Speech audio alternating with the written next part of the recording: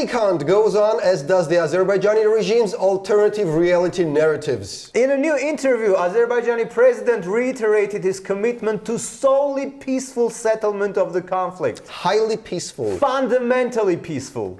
We will return the lands at any rate. Today's battles show it. We will get them at any price, be it through peaceful means or through war.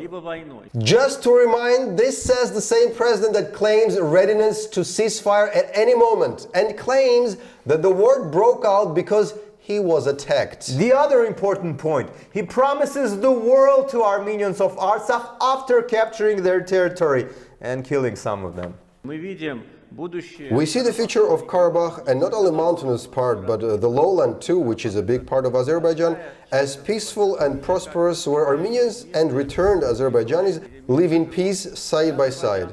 They will live in peace and prosperity. Azerbaijani regime has prepared some solid ground for living in peace with Armenians in the past 30 years. Overall, Azerbaijan is so multicultural and so tolerant that Switzerland and Norway in comparison are basically Nazi camps. Just one slight hiccup. 10 years ago, Azerbaijan went on and banned Armenian names.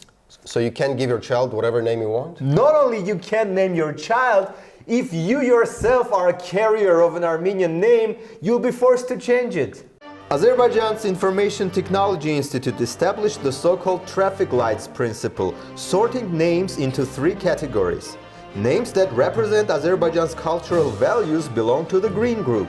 Names that are undesirable, don't sound too good and can be made fun of belong to the yellow group.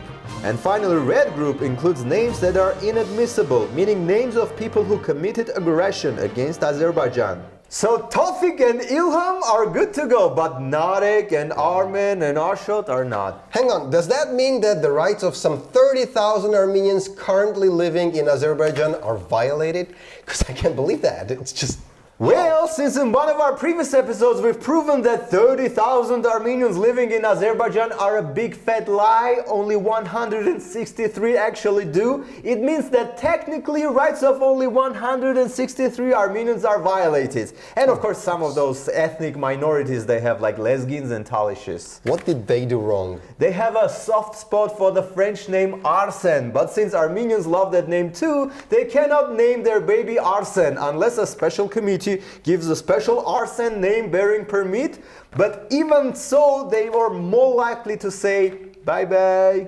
TikTok такой, давай до свидания. TikTok такой, давай до свидания. TikTok такой, давай до свидания. Besides all of this, when Azerbaijani president says that Armenians will live fine within Azerbaijan, he forgets to mention that common Azerbaijanis themselves are deprived of rights and freedoms. Forget about Armenians. So Armenians can enjoy all the gifts and liberties of a classic dictatorship. Just check out the international rankings.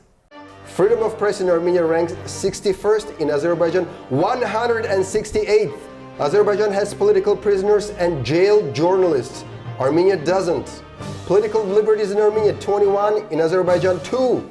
This list goes on. Just Google political liberties in Azerbaijan. So it's like North Korea proposing, say, Sweden to join its territory and offering all the North Korean rights and liberties. So maybe, just maybe, Azerbaijan should make its own people happy before sharing that happiness with others. So much for this one. Stay sane.